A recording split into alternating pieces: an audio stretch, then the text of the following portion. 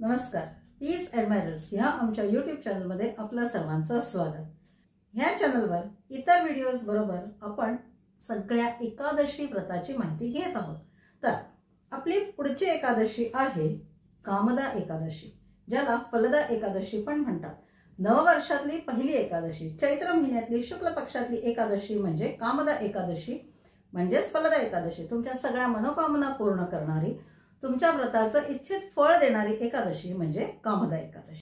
तर ह्या व्रताची कथा अशी आहे की पूर्वी रत्नपूर नावाचं राज्य होतं आणि त्या राज्यावरती पुंडलिक नावाचा राजा राज्य करत होता.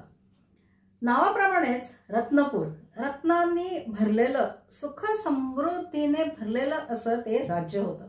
त्या राज्यामध्ये अनेक गंधर्व, अप्सरा, किन्नर असे सगळे लोक अगदी सुखात समृद्धीत असे राहत होते. तर असं ते राज्य होतं. त्याच राज्यात ललित नावाचा एक गंधर्व होता आणि त्याची पत्नी ललिता. त्या दोघांचं एकमेकांवर इतकं प्रेम की त्यांना एका क्षणाचाही विलंब सहन होत नसे. अगदी एक क्षण जरी ते एकमेकांपासून दूर राहिले ना तर त्यांचं असं चित्त विचलित व्हायचं, व्याकुळ व्हायचे दोघं. तर इतकं एकमेकांवरती त्यांचं प्रेम होतं आणि विरह तर त्यांना अजिबात सहन होत नव्हता. एकदा काय झालं, ललित आपली कला राज्यसभेत सादर करत होता. राजाच्या सभेमध्ये आपली कला तो राजासमोर सादर करत होता. पण एका कारणामुळे ललिता त्या सभेत उपस्थित राहू शकत नव्हती. ललिता त्यावेळेला आली नव्हती त्या सभेत आणि ह्या दोघांना तर एकाही क्षणाचा विरह सहन होत नसे. ललितचं आपल्या कला प्रदर्शनामध्ये लक्षच लागत नव्हतं. त्याचं पूर्ण असं चित्त विचलित होत होतं. ललिता आली नव्हती, ती समोर दिसत नव्हती. त्यामुळे होत काय होतं की त्याच्या कलेच्या सादरीकरणामध्ये अनेक चुका तो करायला लागला. त्या सभेमध्ये एक नाग होता. त्याच्या ही गोष्ट लक्षात आली की हा ललित आपल्या कलेमध्ये चुका करतोय.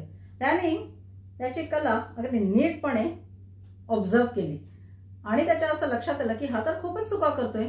त्याने लगेच जाऊन राजाला ही गोष्ट लक्षात आणून दिली की बघा, हा ललित आपली कला बरोबर सादर करत नाही, किती चुका करतोय तो. राजाला आला राग की त्याची आता ड्युटी काय आहे, त्याचं कर्तव्य काय आहे की तो आता माझ्या राज्यसभेत आहे, त्यांनी त्याची कला पूर्ण श्रद्धेने, निष्ठेने माझ्या समोर सादर करावी, पण हा तसं करत नाहीये. हा आपल्या कलेमध्ये अनेक चुका करतोय, म्हणजे त्याची चूक झाली. राजाला अतिशय राग आला. त्याच क्षणी राजाने ललित गंधर्वाला शाप दिला की तू ह्या क्षणापासून एक भयंकर असा राक्षस होशील, नरभक्षक राक्षस, इतका भयंकर राक्षस तू होशील. ललितचं रूपांतर एका भयानक अशा नरभक्ष राक्षसात झालं. सगळेजण त्याला घाबरायला लागले, सगळेजण त्याच्यापासून दूर झाले. ललितला खूप वाईट वाटलं. इतरांना माझ्यापासून त्रास नको म्हणून तो त्या सभेतून निघाला आणि रानावनात भटकू लागला. ललिताला ही सगळी हकीकत समजली. पतीचा विरह ती सहन करू शकत नव्हती. तीही आपल्या पतीच्या पाठोपाठ रानावनात त्याच्या पाठी भटकू लागली. पुढे एकदा ललिताची भेट ऋषी शृंगी ह्यांच्याशी झाली. म्हणजे कुठल्या तरी पुण्याईने ऋषी शृंगी तिला भेटले. तर ललिताने आपला प्रॉब्लेम म्हणजे आपल्या पतीचा प्रॉब्लेम त्यांना सांगितला की अशी गोष्ट घडली. तर ह्यावर ऋषीने तिला एक उपाय सांगितला की तू कामदा एकादशीचं व्रत कर, आपल्या पतीसाठी कर आणि त्या एकादशीचं जे काही फळ आहे ते तुझ्या पतीला अर्पण कर, म्हणजे त्याची ह्या शापातून मुक्तता होईल. ललिताने कामदा एकादशीचं व्रत केलं. द्वादशीच्या दिवशी ती श्री विष्णूंच्या मंदिरात गेली.